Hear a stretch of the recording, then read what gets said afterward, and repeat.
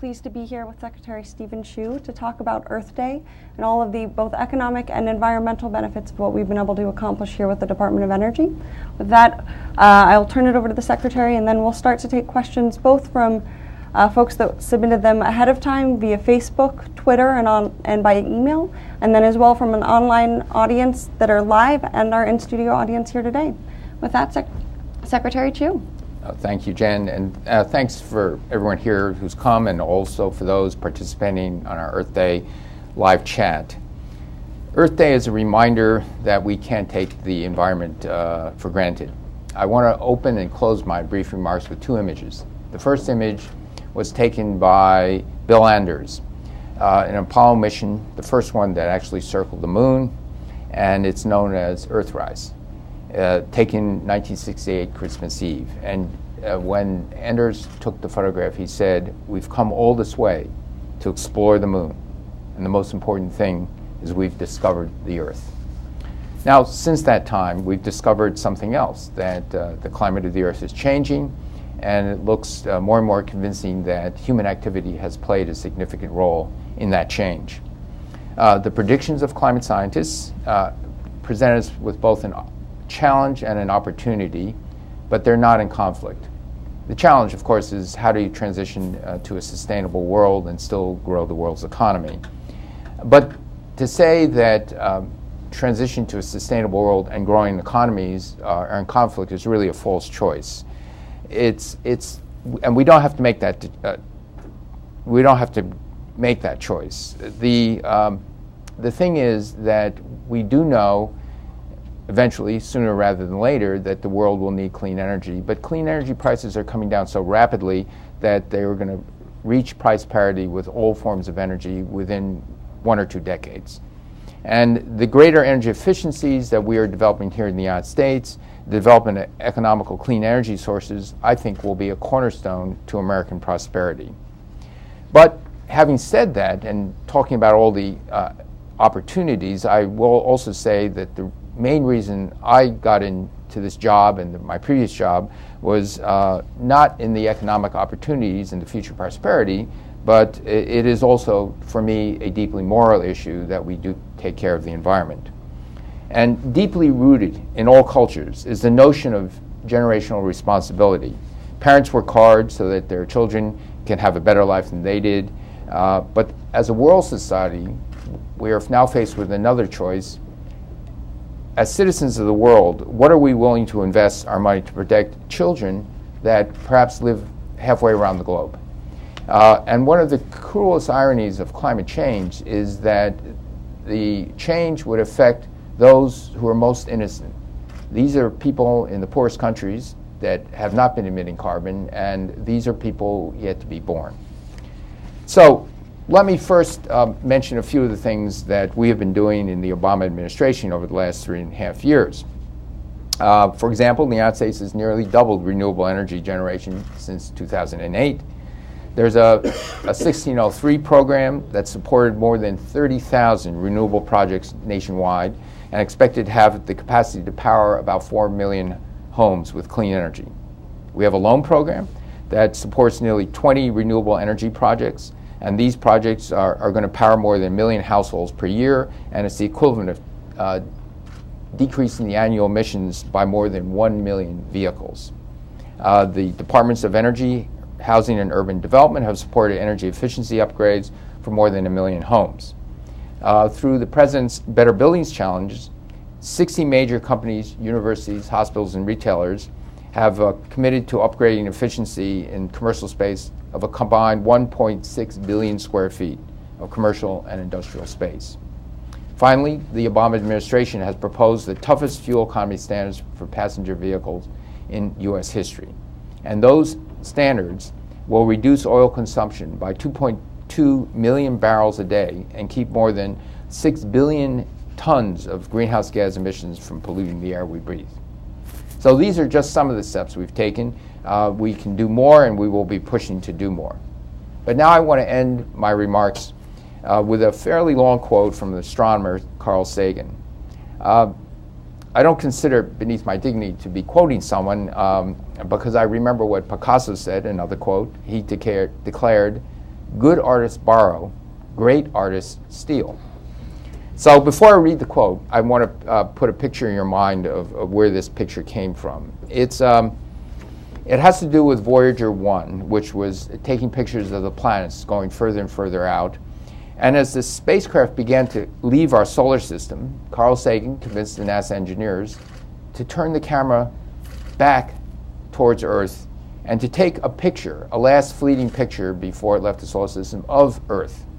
And Earth appears as a very faint, pale blue dot of light in a rainbow of scattered light from the camera lens, barely discernible. And this is a condensed version of what Carl Sagan wrote about this picture. Look again at that dot. That's here. That's home. That's us. On it, everyone you love, everyone you know, everyone you ever heard of, every human being who ever was, lived their lives. Every hunter and forager, every hero and coward, every young couple in love, every mother and father, hopeful child, inventor and explorer, every saint and sinner in the history of our species lived there, on a mote of dust suspended in a sunbeam. The Earth is a very small stage in a vast cosmic arena. Our posturings, our imagined self-importance, are challenged by this point of pale light. Our planet is a lonely speck. In all this vastness, there is no hint that help will come from elsewhere to save us from ourselves. The Earth is the only world known so far to harbor life. There is nowhere else, not least not in the near future, to which our species could migrate. Like it or not, for the moment, Earth is where we make our stand. There is perhaps no better demonstration of the folly of human conceits than this distant image of our tiny world. To me, it underscores our responsibility to deal more kindly with one another, to preserve and cherish the pale blue dot, the only home we've ever known. So, that's the Earth Day message. I hope you all remember it. And with that, I'll be happy to take your questions. All right. Well, I think we'll start with one of our questions submitted via Twitter. Steve asks, after having spoken very eloquently about what we're looking to protect, he asks, what can we do to encourage other Americans to get behind clean energy? He says he's installing PV at his home now and is looking for how we may bring this message to the broader community. Well, I think that the short answer is that this is really important. It's not only the PV, which is a great thing, but it's also energy efficiency. So one of the first messages is think of your own home and plug up the air leaks. Think of more insulation, better doors and windows, or just sealing the doors and windows would be a big effort. And none of that, those small things will save the person money and the homeowner a lot of money. And so you can save money by saving energy. That will have an incredible impact. Wonderful. I guess if we want to take a question from one of the audience members here with us today. Go ahead. Secretary Chu, I know Secretary Chu, the Department of Energy has approved a number of appliance standards, efficiency standards, since you became Secretary. I was wondering if you know how much energy these will save in the future and whether you think the program can continue to make similar success going forward. Well, first, we hope the program will not only continue to make more standards with similar success. We want to up the activity of this department. I've actually asked that about 2.5, 3 years ago, that this is some of the best money invested by the department, because you really truly save money by these standards. And so I've asked to double the budget one year and then double it again the next year, so we could hire more people. I can't tell you exactly, I don't have on the tips of my fingers how much has been saved, but let me give you just a couple of examples. Refrigerator standards started in California in the middle 70s, and then federal standards. There was a series of 3 California refrigerator standards followed by 3 federal standards. The life cycle cost, that is the cost of owning the refrigerator and the cost of the energy, has gone down remarkably, so that in today's refrigerators compared to 1975 refrigerators, even though the refrigerators gotten, they have more features, they are frost-free, all these other things, are saving people who buy refrigerators anywhere from $800 to $1,500 over the life cycle of that refrigerator, 17 years. That's a profound savings. What we've discovered also is that the assumption that appliance standards would actually increase the price of the unit is not true. It had no effect, and if any effect, it actually drove down the first price. So remarkably, in fact, working with a number of my colleagues at Berkeley Lab on a paper that we are submitting to Science, a journal that says, remarkably, if you look at refrigerators, washing machines, room air conditioners, central air conditioners, the same thing.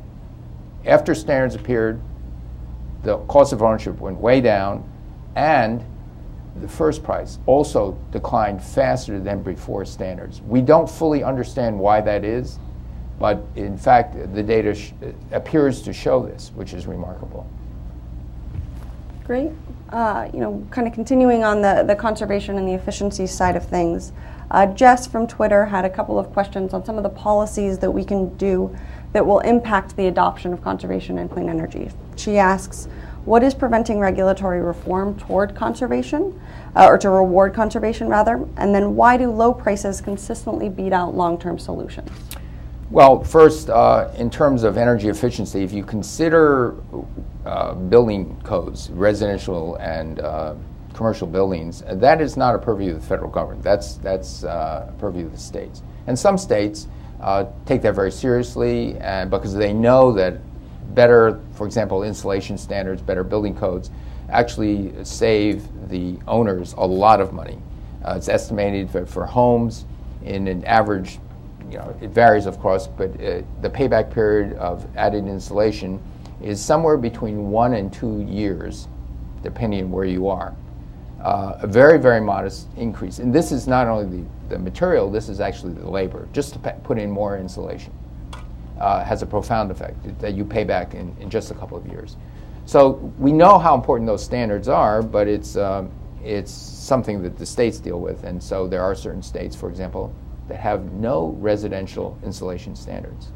They happen fascinatingly, that one of these states has like minus 20 temperatures in the wintertime.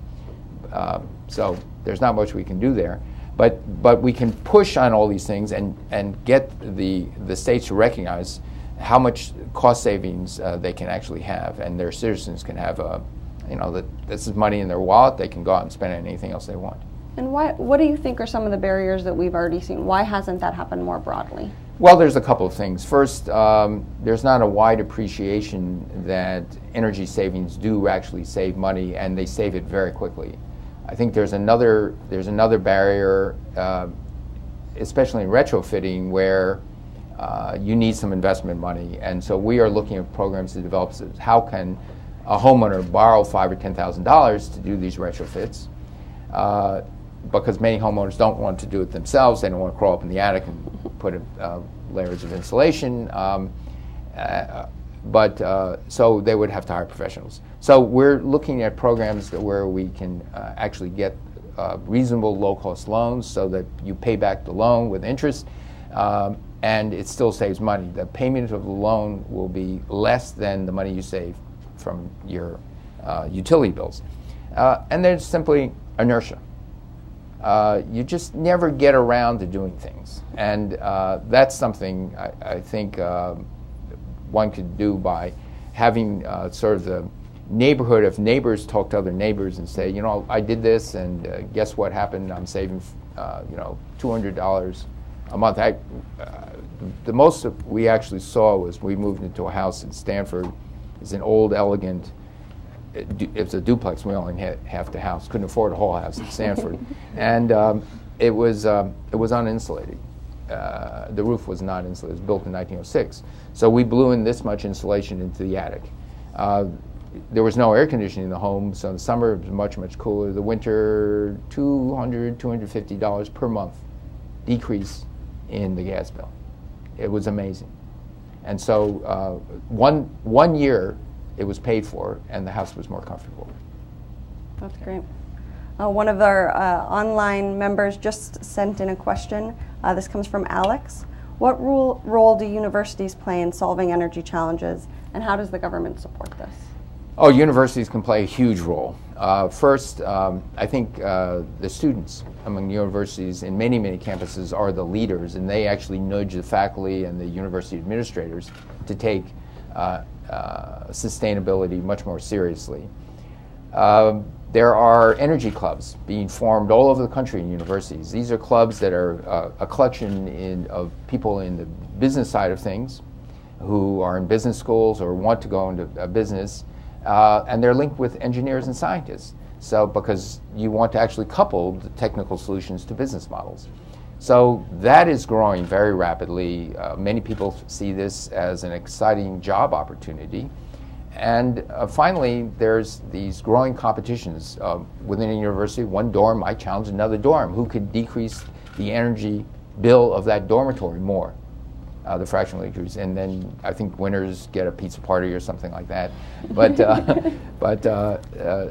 unitships have an opportunity to show incredible leadership and to really show that saving energy saves money. Great. I think we can take another question from our in-person audience right there in the back. And if you can just identify yourself beforehand would be great. Sure. I'm Shamar Bibbins from Green for All, and I actually have a quick comment. So Green for All, we've been paying attention to the national standards for home performance, and we were really pleased to see that the recent announcement that the criminal background history as a prerequisite for criteria was removed, and so we just wanted to say thank you and applaud DOE's work for the great work that you all are always doing to remove employment barriers for the most vulnerable communities. So I just wanted to applaud the efforts that DOE is doing in that area. All right, thank you. Kind of moving into a different area. We've talked a lot about energy efficiency and energy savings. Now kind of the energy security part of this. We have had a couple questions come in, including one from Operation Free on Twitter. How is @Energy and @Department of Defense working together to make U.S. less dependent on foreign oil? All right, there's a few things. First, let me tell you what the Department of Energy is doing. We are helping oil companies manufacture more energy efficient cars, lighter weight materials, things of that nature. We have a very aggressive program on the electrification of vehicles, mainly batteries, but also motors, because we feel that if you can begin to sell a car somewhere between $20,000 and $25,000, let's say a plug-in hybrid and goes the first 30 or 40 miles, is on electricity and the rest is on fuel, that car with that price would pay for itself in a couple of years. If you drive a car that gets about 33, 35 miles to a gallon, your expected fuel bill per year is about $1,400. If you plug in and pay 10 cents per kilowatt hour electricity for a vehicle like this, your electricity bill is $250. Okay, and you get a great experience. You can drive by a gasoline station smiling. So that experience is priceless. And if it's $20,000 to $25,000, this can compete favorably with a car that costs $18,000, $17,000 that's gasoline powered. So great strides are being made in batteries. And the research we've been supporting in batteries, it's remarkable. In the last couple of years, there's been real breakthroughs. Biofuels, working on next generation biofuels that can give us cost-effective biofuels, ideally drop-in substitutes that make good, sustainable sense. So we're working on that. Natural gas, because natural gas is a new resource of energy, we think that natural gas vehicles could play a role. The biggest and most obvious role is long-haul trucking. Long-haul trucking uses 20% of our transportation energy, and with a long-haul truck outfitted with liquid nitrogen tanks, these trucks go 100,000 miles a year or up. And even the retrofitting of this truck, or when you buy a truck and put these natural gas tanks on them, the engine's still the same. The payback period is about 4 years, but we think it'll go to 2 very quickly, because as there's more vendors who are going to sell natural gas adopted trucks, the price of that will go down. So that's very exciting, and there are companies now installing liquid natural gas filling stations along major truck routes. The plan is to put up 150, 200 of these stations, and that will get at least half the market. A research program to see if personal vehicles can be adopted to natural gas and a flex fuel car. So again, the first 50 miles, you drive on natural gas. In other words, so you don't have range anxiety. You can fill it up at home, and the rest of the time, you can use conventional liquid fuel. So these are a glimpse of some of the things we are doing to get off of oil. In the meantime, we're also looking at other things, working with the Defense Department on the economy of their vehicles, a big program to ensure that, it's only recently that they have really focused on the fact that the mileage economy of a military vehicle matters a lot, that in convoys of fuel and forward fronts, people lose their lives because those convoys of tanker trucks are attacked.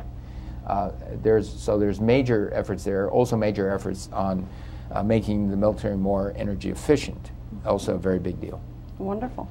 One of the things that you mentioned is natural gas, and I know there's a lot of churn out there on natural gas. One of the questions we got from DW via email, he asks, why are chemicals needed for fracking?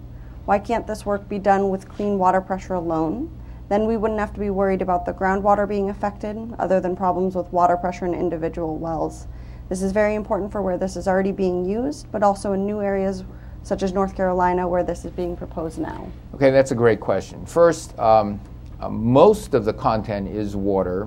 Here are the essential ingredients. It's water for the hydraulic pressure. The water can go through this shale rock easier if it had a lubricant. Now, for better or worse, the first lubricant they had was the one they happened to have on hand, which is diesel fuel. The good news is you don't need to use diesel fuel. There are other materials that work just as well and cost the same or less than diesel fuel. And so as you go forward in fracking, it would make good sense to say, hey, don't use diesel fuel, because diesel fuel has a few noxious things in it. The fuel itself is not so good, but it's got trace amounts of benzene and things like that. So you need a lubricant. There are much more environmentally, I would say, better lubricants than diesel fuel. You need an antibacterial agent. You don't want little microbes to gunk up the works. That antibacterial agents, and when you're flowing through these underground rocks, you have to be very careful about. The good news is that there are a number of companies who are finding out as you pass this fluid, just being ultraviolet lamps that kills enough of the bacteria, you don't need anything. Okay, so there are much more benign antibacterial agents than what's being used, and so we're undergoing a rapid conversion. These more benign antibacterial agents, and finally there's something. Once you crack the rock, you got to keep it open. Sand's okay. So, so I think in our subcommittee we recommended that whether it's a state or a federal agency, that you just declare all the ingredients of what you're using, even the proportions. This is not a state secret. It's not like a Coca-Cola formula that everybody knows what the ingredients are, and that will also help a lot. But so those are the reasons why you add things other than water. And as someone who's looked at this from the technical side, do you feel like natural gas fracking can be done safely, or are there still more that we can do to help improve it? Well, there's of course more we can do. I think one of the things that the companies that do fracking should do is they should establish a baseline in the water tables before they do anything. That would also protect the companies as well as establish whether something has been done. And many of the companies say, yeah, that makes good sense. What more you can do, as I said, you go to microbial agents or just ultraviolet light, better fracking lubricants. Most of it's sound drilling practice. If you're going through a water table, you have to put in what's called a casing. You drill and then you put a steel casing, and then you backfill in the little gap between the hole you drilled and the steel casing with cement. And then you actually use sonic or ultrasonic to test whether the cement actually went up and filled all the cracks. That is a sound drilling practice used in the industry today. The so-called cement logging should be done. In a critical water table, you would want a double seal.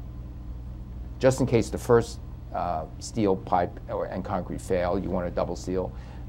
Deep water drilling, it's mandatory to have double seals for the whole thing. And so in a critical water table, that also a good drilling practice. So there are a number of things like that which are not that expensive and could really help. And again, the more responsible companies do these things, and it's just that you've got to get everybody to do it. Great. I think we can take right here up front. My name is Alina. Sorry, wait for the mic. Great. My name is Alina Dimitrescu, and I'm from the Georgetown University Energy Club, so thank you for mentioning that. My question has to do with renewable energy and natural gas. So given the shale gas revolution that's taking place in the United States, do you see that impacting renewable energy, and in which way? Well, yes or no. First, the price of natural gas currently is anomalously low. We had a very, very mild winter. But the price is so low that it's actually the producers of natural gas, if they can take that rig and go somewhere else, and it's an economic, to look for natural gas where there's more liquid content, or shale oil, which is actually done by fracking, they're moving, because at $2 a million BTU, you can't produce it economically. So people expect that the price will go up, and now if it stabilizes somewhere between $4 and $6, even at $4, it's economically recoverable, and not only economically recoverable, it would actually draw increased investment. But $4 and $6 would be very, very low, because sometimes their natural gas prices speak up to $12. And higher, yes. So, so even there at those low prices, the fuel bills, the residential heating bills, would be still very, very low. So, so we think that this is, so if you accept that as the price where it might stabilize at, then the question is, how will renewables react to that? Okay, the bar is now a little bit higher in the sense that you can now expect the cost of generating electricity with natural gas burners, and they're very efficient these days, it will be lower. So the estimate is somewhere like 5.5, 6 cents per kilowatt hour for a new natural gas plant with $4 million BTU. Now, if you compare that with wind today, if you could borrow money at the same price to install wind turbines as natural gas, wind is right now 7.5 cents a kilowatt hour. Not too far, but the price is going down. Solar is more expensive. It's 14, 15 cents. But the price of solar has come down threefold. The price of solar will come down at least another twofold, maybe more, within the next decade. Everybody who's in the business expects this. So now you've all of a sudden seen solar and wind really reaching parity with natural gas at, let's say, $4 a million BTU. Because once you get in the 6 cents, 6.5 cents price range, you're there. And you also want a diversity of supply. You don't want to be old natural gas. So that's the good news. Could it delay reaching parity by a year or 5? Yes. But there's no fundamental law of physics that doesn't say solar can be as cheap as any form of new energy. And I think the technology push there is especially stunning. And there's all sorts of things coming down the pike that we see. Great. Just got, we've hit natural gas, we hit renewables, efficiency. We just got a question in via Twitter from Tom, who asks, do we still need nuclear power? If so, can we build more power plants without increasing the risk of more nuclear weapons? Another good question. I think in this century, we will need a diversity of energy supplies. Nuclear power is clean. They have risks, as we see. There are 3 risks. One is we still have to get a national policy on what to do with the spent fuel. We need safety is a concern, and then the non-proliferation issue is a concern. Natural gas actually is put a damper on that because because natural gas is considerably less money currently than nuclear power. But again, if you talk to the utility companies, they say, we don't want to put all our eggs in one basket. We can't. So right now, nuclear power is about 20%. Different regions react differently. If you go to the Northeast, if you go to California, Washington, Oregon, I don't think they're going to be installing new nuclear power plants. You go to other places in the United States, they say, we're comfortable with it. In terms of proliferation risk, I think there are issues that we can work with and deal with. My major concern is actually not in the United States. Our nuclear power plants are very well guarded after 9/11. We are very, very careful. We don't have enrichment, which then creates a stream of plutonium and plutonium oxide. So that's not an issue. But I do have concerns with other countries that may have not had a 9/11 experience, and they perhaps don't guard their nuclear facilities as tightly as we would like. So this is an ongoing discussion. The Department of Energy turns out to play a major role in this, to try to convince countries to take nuclear terrorism very seriously. And we're making good progress on that. But I said nuclear power in this century. I'm hoping near the tail end of this, renewable energies and energy storage will be so inexpensive that you can really transition. But that's something yet to be shown. That, again, great progress in batteries, but you need energy storage as well as the renewables. Sometimes the sun doesn't shine and the wind doesn't blow. So that's another fact that we have to deal with. Okay. You've spoken numerous times about the importance of science, technology, education, what's called STEM education. Elizabeth posted on your Facebook page asking, what is DOE doing to ensure the agency has a robust pipeline of scientists and engineers to fill vacancies left by retiring baby boomers? Are those things tied, or is there something else that we need to be doing on it? We are doing as much as we can to reach people. Most of our education thus far in the Department of Energy has been in the support of research, where you support a professor, or even people in the national labs have graduate students and postdocs, and you train them. There's specific programs where you support areas which we think there's a national need and a dearth of competent engineers. We have historically supported nuclear engineers, but we also see a much larger need in, for example, electrical engineers who work on power electronics. Power electronics are the electronics needed to convert DC to AC, AC to DC, to step up voltage, to actually all the things, the electronics, you plug in your computer and all the electronics that take your AC power and turn it into something that powers your computer. Those power electronics are a very, very big deal. Right now, about 20% of our energy goes through power electronics. In 20 years, 80% will go through power electronics. Remarkably, if you're a company in the United States and want to hire a power engineer, you can't find enough qualified power engineers. They have to go to Europe or Asia. So if anyone out there is an engineering student, listen to me, you can get a job.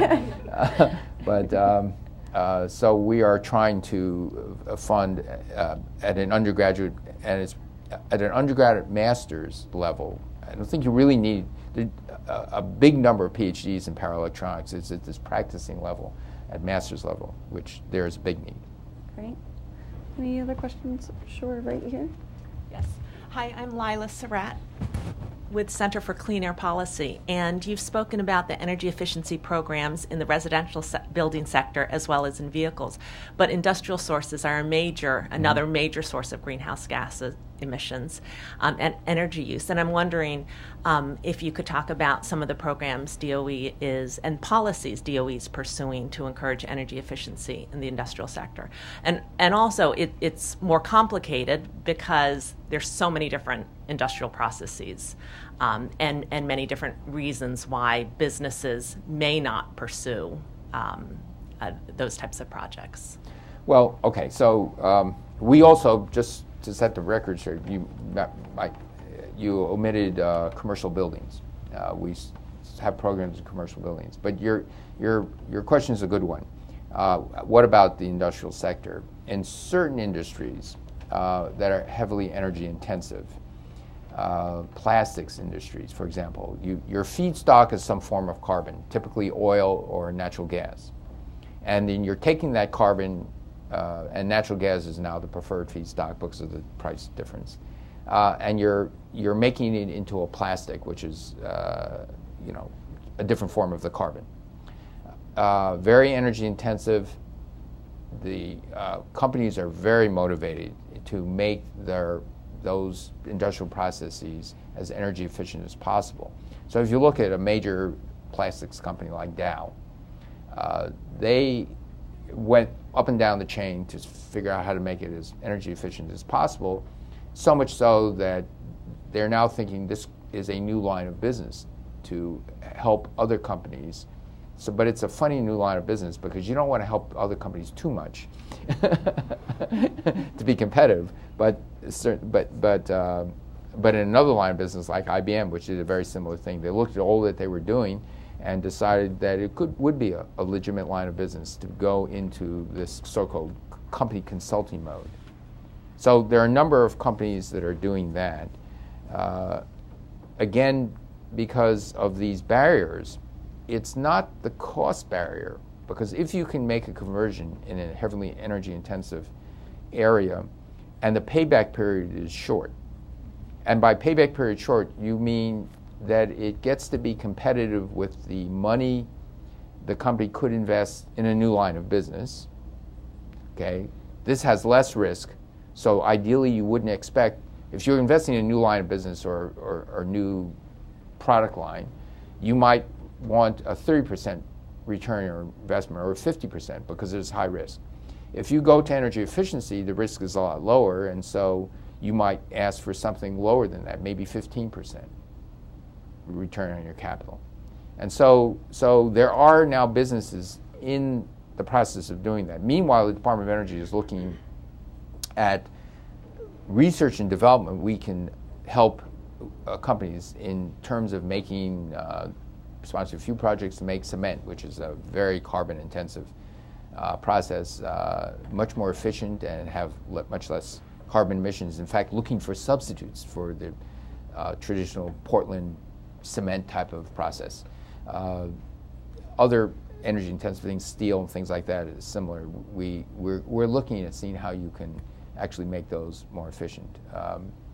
Processing of metals, titanium, very good example. If you want to make aircraft caliber titanium, you actually have to take the ore, melt it, refine it again, melt it. You have to do this 3 times. Huge energy costs, and we're looking at how you can take it and, like aluminum, have an electro process that in one fell swoop gets very, very high purity. This would decrease the energy investment 5 to 10-fold, and it would bring the cost of titanium remarkably, make it plunge by at least factor 5, because a lot of that is energy cost. So there are very specific manufacturing things that we will look at, but more globally, we also encourage these other businesses who figured out they can save a lot of money. Hey, go over, tell the companies this. If you're in competition with a company, well, it doesn't have to be in your line of business. It can be in some other line of business. Okay? Great. Well, I think we have time for probably one more question. So we've now, spoken at length about a number of the different technologies that are out there, some about what the administration has been doing to approach this and to help move this forward. So Tony asks on your Facebook page, Dr. Chu, I heard you speak after your appointment to this position. It was so very positive and inspiring. Does it seem like things that are not moving along as quickly as you would have liked? And what are the difficulties in getting policies that match the goals?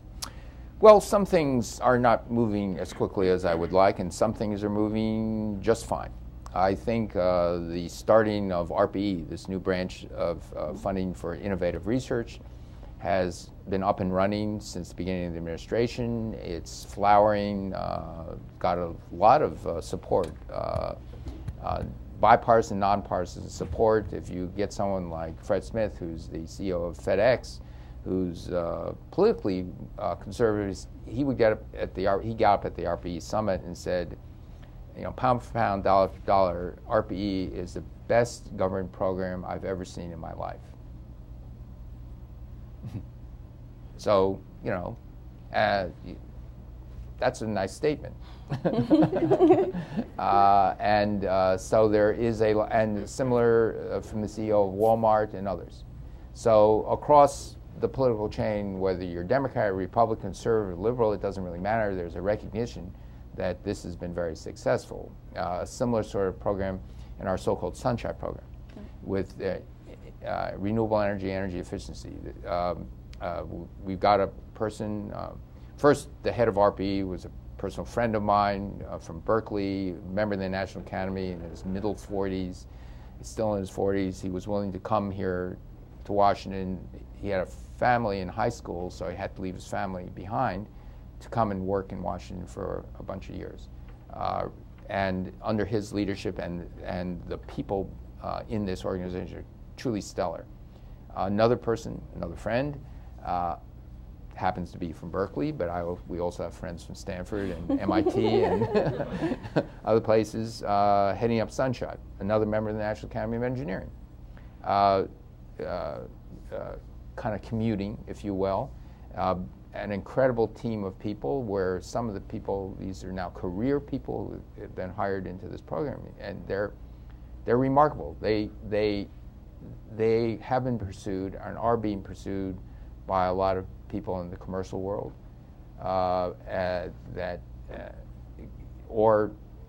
this guy's a full professor at Berkeley.